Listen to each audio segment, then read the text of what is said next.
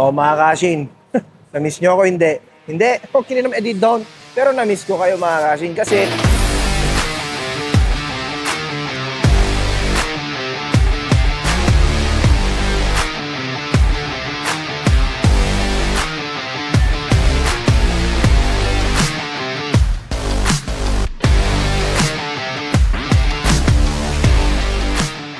sobrang busy ko kasi last week mga kashin. Kasi ngayon, yung app natin, lalabas na. Excited na ako kasi magpapalabas na ako. Wait, mali. Hindi, yung app kasi yun. Hindi, yung fitness training app mga kashin, lalabas na. Abang-abang lang kayo doon. Pero ngayon mga kashin, ang gagawin natin. Kala nyo, di ako napayagan? Ang tado ka nung 100k likes na yan. Ang gusto nyo kasi back tattoo eh. Ang unfair nyo naman nung nagpahit ako ng sas, okay lang. Kaya natanggal. Tapos ngayong ako naman nag-aas ng favor, di nyo ako pinagbigyan. Sa sama ng ugali nyo, pero kala nyo O, pakita ko Gasin, kininam, di pa tapos yan. So yan Gasin, nagpatato tayo kasi masyado na ako mabait eh. Minaminus ko yung points ko kasi pagpunta ko ng langit ba? Eh baka malagpasan ko yun.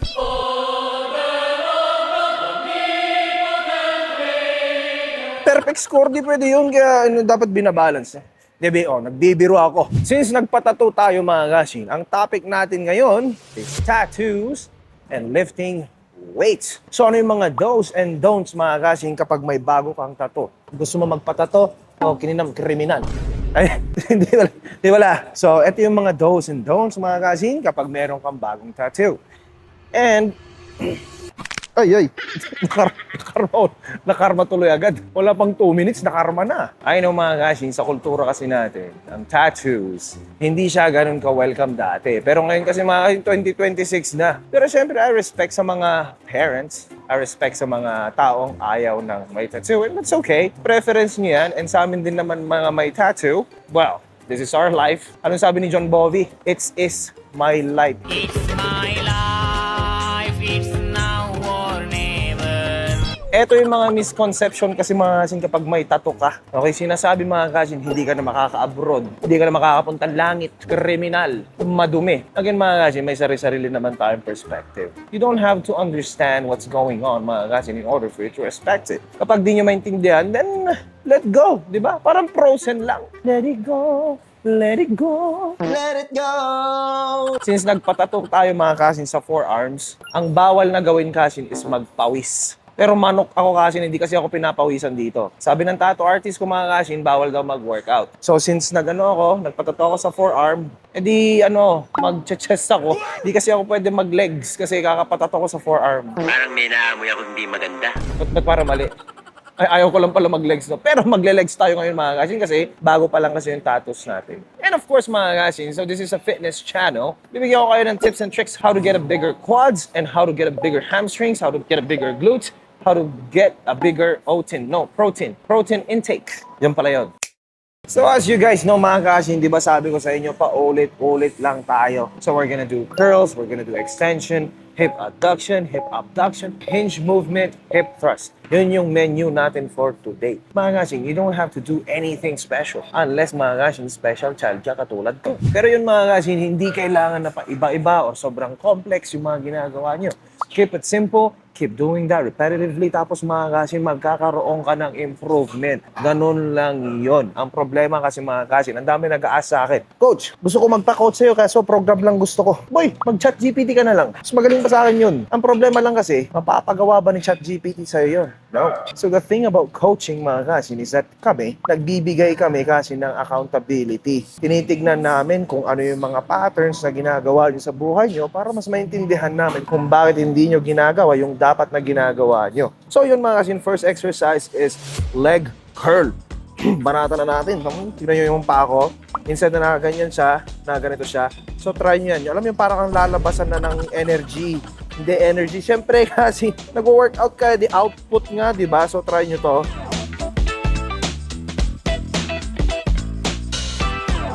So since kaya ko siyang gawin ng 15 reps mga kashin, ibig sabihin nito mayabang ako. Ay, magaan pala mga kashin. So, bibigatan natin siya in a bit. Pero nag-warm up pa lang kasi tayo mga kashin eh. So, going back with tattoos mga kashin, unang-una is kunwari kakapatato mo sa forearms. Depende kung saan ka naman nagpatato. So, kunwari sa forearms, huwag ka muna mag-back or mag-arms kasi baka mag-expand yung skin. Sabi ng tattoo artist ko mga gashi, ang pinaka-importante kasi sa pagpapatato is yung healing. Kasi kung pangit yung healing mga gashi, edi hindi maganda yung kalabasan ng tattoo natin. Let's go!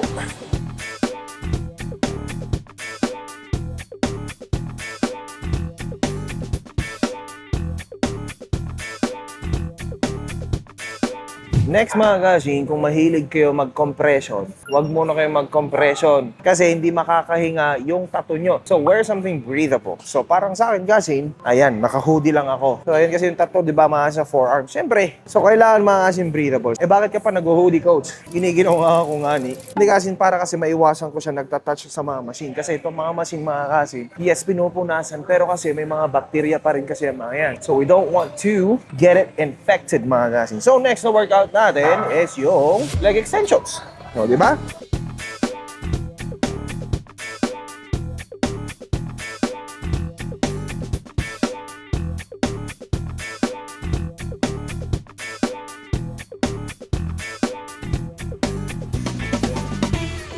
So next one naman mga kasin is hip abduction. Para to sa puwet. Okay, gluteus medius ang tawag doon. In short, glute med. So anything na pa-away, gano'n mga kasin. So yung glute med kasi natin mga kasin, ang movement nun, kapag ang lakad mo, parang si Mr. Krabs, pa-side. Yun yung main function ng glute med mo, is to abduct the hip. Ngayon mga kasin, syempre pag may lower back tattoo ka, hindi mo titrain yung glutes mo. Hindi pala. Okay lang pala kasi mga kasin. Kasi nga, lower back naman yun. Pero syempre, tantado kayo. Gusto nyo mag-lower back tattoo pa ako ha? Oh, lol. So kung napapansin nyo, inuuna ko mga kasin is isolation, hindi compound. If you're a beginner mga kasin, yes, focus kayo sa mga compound sa una. Pero sa amin kasi mga kasin, kapag bodybuilders mga kasin, ganito kasi yun. Explain ko ha, makinig ka ng maigi o kinam. So sa akin kasi mga kasin, kaya tayo may posterior day, tsaka anterior day, kasi nga weakness ko yung glutes tsaka hamstrings ko. So the reason why inuuna ko mga kasin, is to prioritize the weakness. Kasi kapag bulking, kasi nandun na kasi tayo mga kasin, bulking na kasi tayo. Kapag kasi nagbabulking ka mga kasin, especially on a bodybuilding area or realm, ang nangyayari, hindi mo pwedeng pagsabay-sabayin lahat na i-improve. Bakit naman? Kaya nga tayo may off-season mga kasin to improve what's lacking. So the reason na ina-isolate natin sa mga kasin is to improve that better. So kunwari, rear delts yung problema sa'yo. When you do your back, magre-rear delts ka muna and then you do your compounds. So again mga kasin, there's a lot of ways how to train. Walang iisang way para mag-train.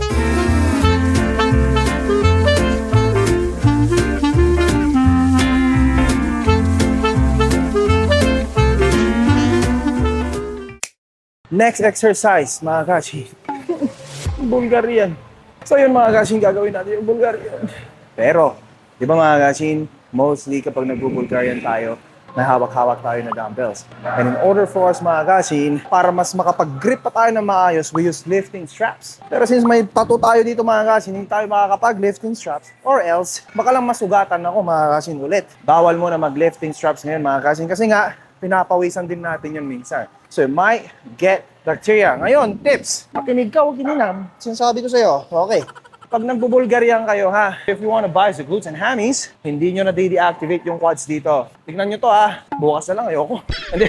Okay. Kapag nagbubulgarian kayo mga kasing, tignan nyo to ha. Kung yung tuhod nyo lumalagpas sa knees, pag ganon, this is more of a quad focus. Okay? Hindi sa mali. Iba lang yung tino-target. Pero, kapag nandito ka naman mga kasin, yung knees natin hindi lumalagpas sa tuhod, tas naka-lean forward ka mga kasin, this bias more, binabias niya lalo yung glutes and then yung hamstrings mo. So nakaganyan ka lang mga kasin, hindi ka naka-upright na ganyan. Okay? Because again, it's the knee kung ano yung nagde-determine kung ano yung ibabias mo. So yun, dito tayo haharap mga kasin kasi this is the new torturing device. Sino ba kasi naka-invento na ito? Aray, na nakarma tuloy. Tantado. Alam niyo ba mga kasin, wala pang weight to, mabigat na. Okay. Check muna natin. So, nakaganyan kasin, no? Okay, so masyadong malayo to. Lapit natin ng konti. Ay, palapit pala. Tatago ko na sana eh.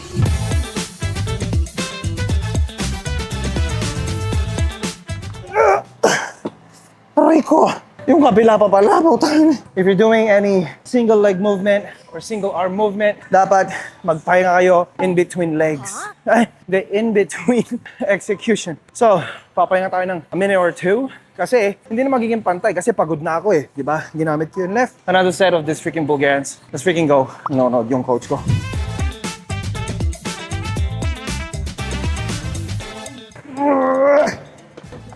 Aray ko, isa pa lang yun. Isang set pa lang yun. Mamamatay na ako. Isa pang set, magdadagdag pa tayo. Kininam. Okay mga kasin, second set. Pero last set na to. God damn.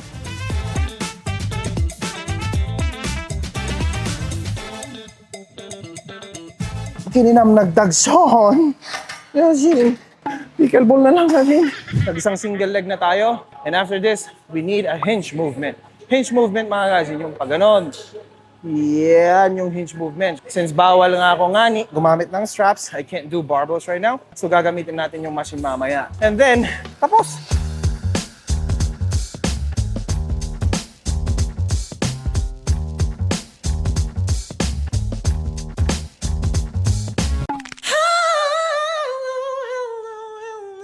Kininaham.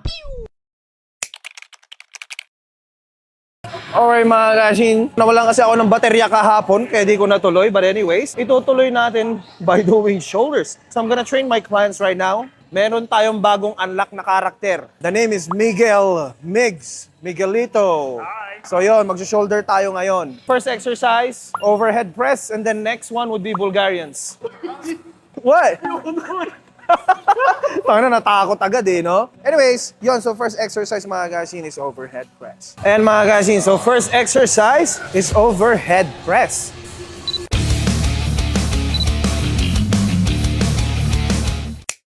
Okay mga kashin, so this is my working set. So yun, hindi mo na kailangan ulit mag-overhead press if you already did incline press. Kaya ngayon mga kashin, it's just dedicated shoulder day today.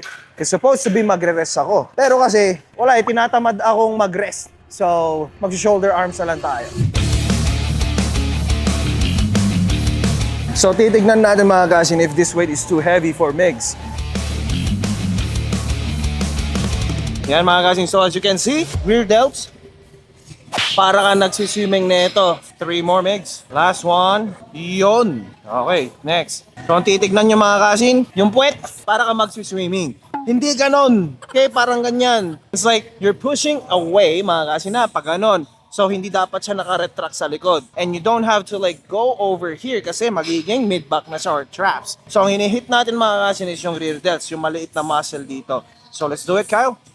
Yun. Take your time, Kyle. Good. So, napakaliit na muscles yan mga kasin. You don't have to go too crazy on the weight unless mayabang ka na katulad ko. Go for it.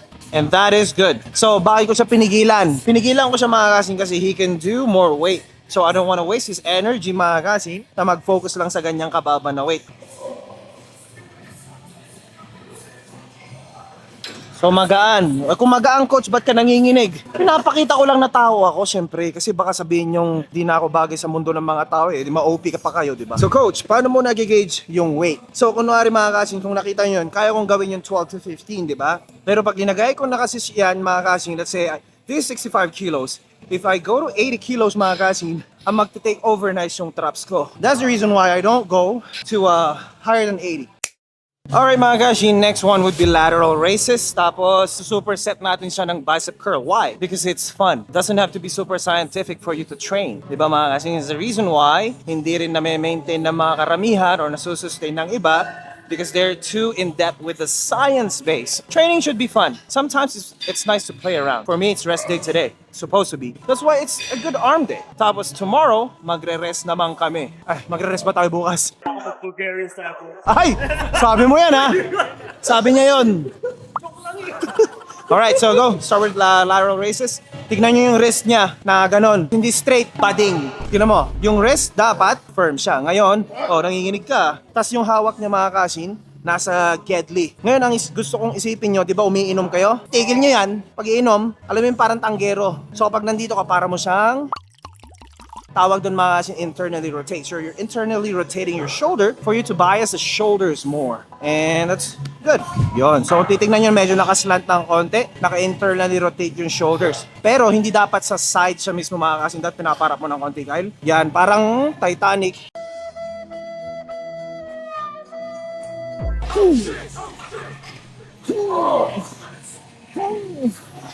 Okay. Ngayon, alam nyo na yung form mga kasin ng lateral raises, biceps naman. So, ang superset mga kasin, ibig sabihin nun, magkasunod na exercise na walang rest in between. So, after ng lateral raises mga kasin, magbabicep agad. Now, we're gonna do the curl. So, dito nyo yung curl mga kasin. Ito, okay? Curl. Nakita nyo yung ginawa niya? Dino niya agad. You don't wanna do momentums. Keep it strict mga kasin. Diba? Nakadiretso to. Ngayon, ito yung gusto kong gawin mo. Igano mo naman siya. So, try it because you just wanna do the biceps. There you go, see? Yeah. You feel that better? Yun. Take your time though. Good. Oh. Mga kasin, we're just having fun. Nice. It's good. So, next workout mga kasin is cable, bicep, single, curl. Oh, parang Captain America, oh. Hindi, Captain Barbell, Pinoy K. Take your time, bro. Oh. Drive it, drive it, drive, drive. Big breath in. Big breath in. Big breath. Big breath. Big breath. Curl. Come on, man. Come on. Come on. Drive it. Drive it. Drive it. Drive. Drive. Good work.